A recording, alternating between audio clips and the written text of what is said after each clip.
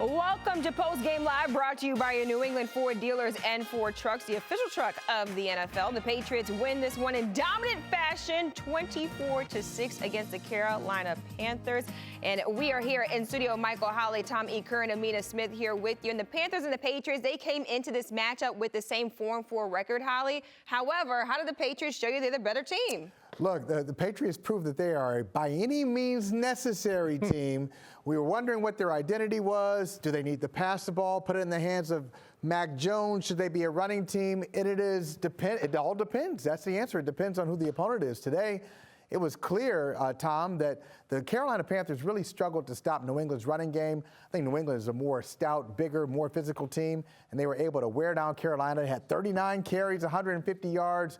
So next week, that just means they'll come back and they'll throw the ball 40 times, whatever it takes. And that's what they want to be. They want to be, amorphous. We are a game plan team. Whatever the matchup is, whatever presents itself, that's what we'll be. And it was interesting. They veered from that a little bit last week against the Chargers in the first half. They got back to it, and what they do, they plowed through the Los Angeles Chargers. What I thought was interesting about this game, as with last week's game, 4-4 team with the Carolina Panthers. The Patriots around the second quarter said, okay, enough. We're way better than these guys. Let's just impose our will. And they did. And, Amina, when I see that, that is indicative to me of a team that is coming into its own. And when we look at the last 4 games, Dallas, Jets, Chargers, Panthers, and you can even throw in that Houston game, too, if you want to, where they're down and they finally say, well, this isn't us. Yeah.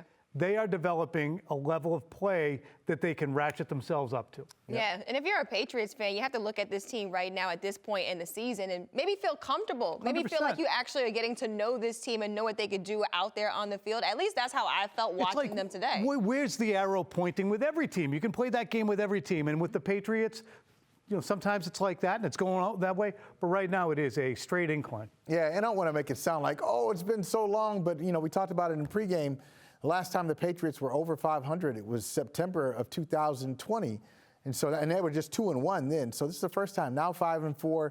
You feel like, okay, I know what to expect, reasonably know what to expect going into a game. I think most Patriots fans, most national fans looked at this and said, Patriots, Panthers, quarterback matchup. You got Mac Jones versus Sam Darnold. You should be able to take control of this game. And they were able to do it. So I think the Patriots are starting to become more of a predictable team, and that's a good thing. Yeah, let's bring in Matt Cassel right now. And Matt, when you take a look at this matchup, what was your biggest takeaway after watching the Patriots out there play the Panthers? Well, I thought it was just pure domination by the defensive side of the ball, and it started from the first snap all the way to the end. I mean, they've got a little bit of production out of Christian McCaffrey, but that's the second half when they're playing more zone, keeping everything in front of them. But the defense just dominated. They had 3 consecutive turnovers, 1 return for a touchdown.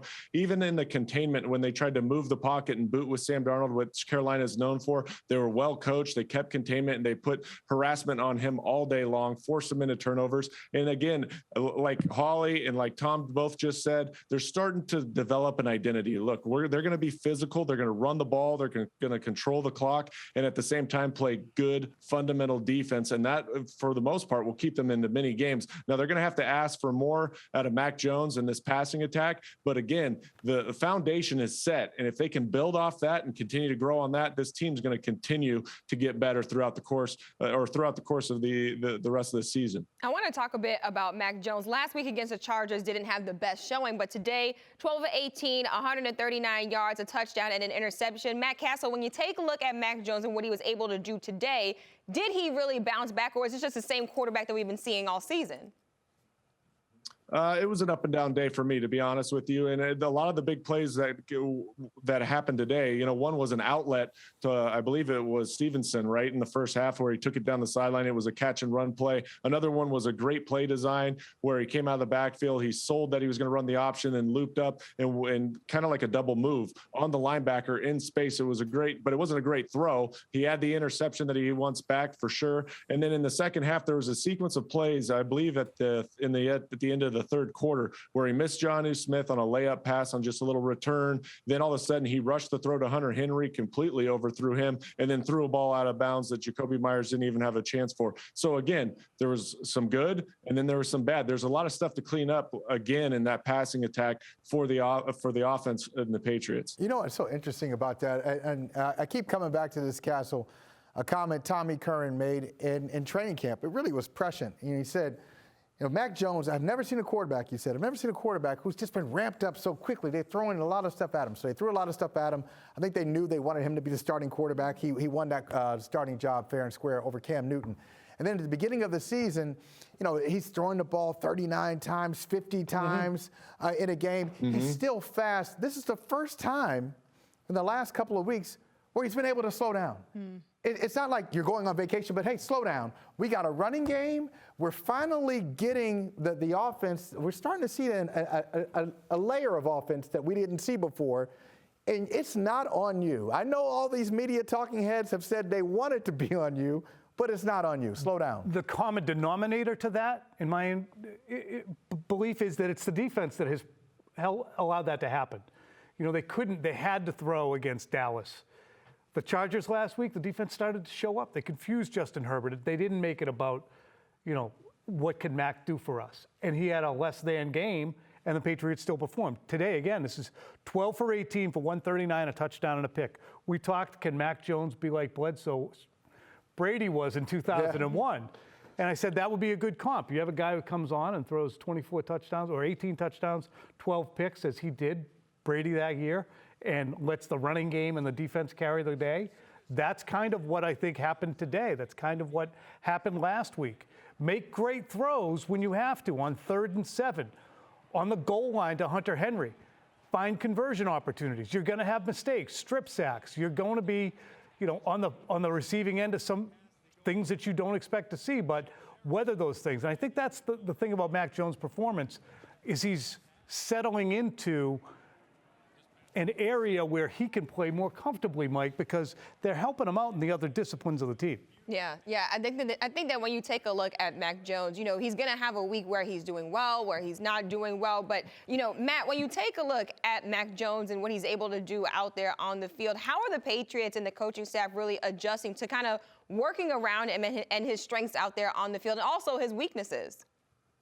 Right. It's not just working to his strengths, but it's also working to the strengths of the offense. Right now, as you see them, they're a run-first mentality. They utilized the quick game today, which was great to see. They weren't getting the ball down the field much, but again, they weren't asking him to take a lot of shots downfield. But he manages the game well. He gets them in the good runs. He's good in the check with me game, so he understands defensive structure. And again, all that anticipation that he throws with, sometimes you just are a little early on some of these anticipation. But to Holley's point, I think it's great that this team is finding its identity, and it's also allowing him to settle in and say, I don't have to do it all on my own. It's not all going to be on my back. If we can get this run game going, then it's going to set up and open up a lot of different aspects of this offense against defenses because they're going to load the box. You know that you're going to see a lot of 8 to 9 man boxes, and then it's going to get you your one-on-one opportunities. And that's the ball I was talking about right there, where he's just turning around, throwing it into space.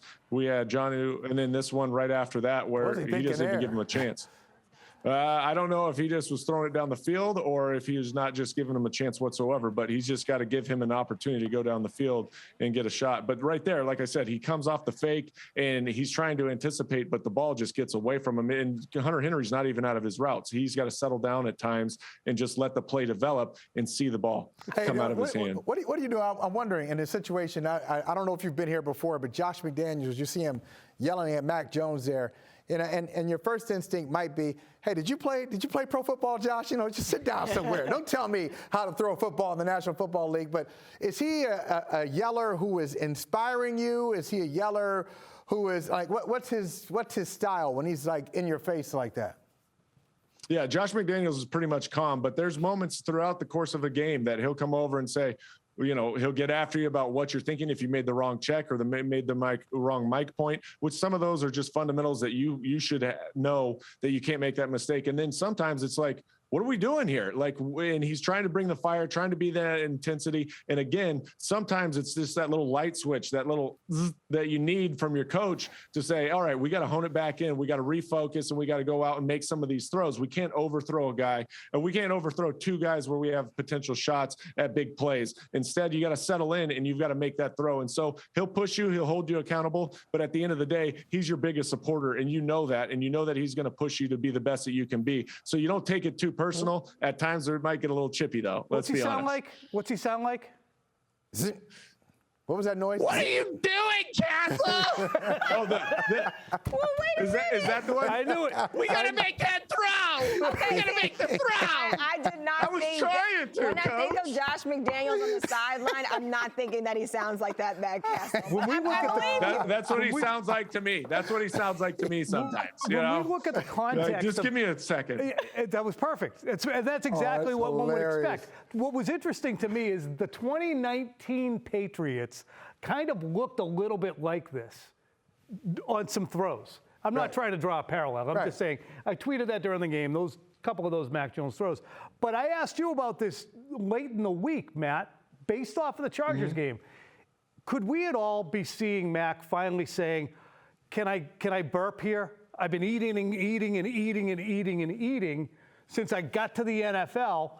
I need to digest some of this because I think these games have been less impressive, and I wondered about that rookie wall last week. I'll wonder about it again today. And it's okay.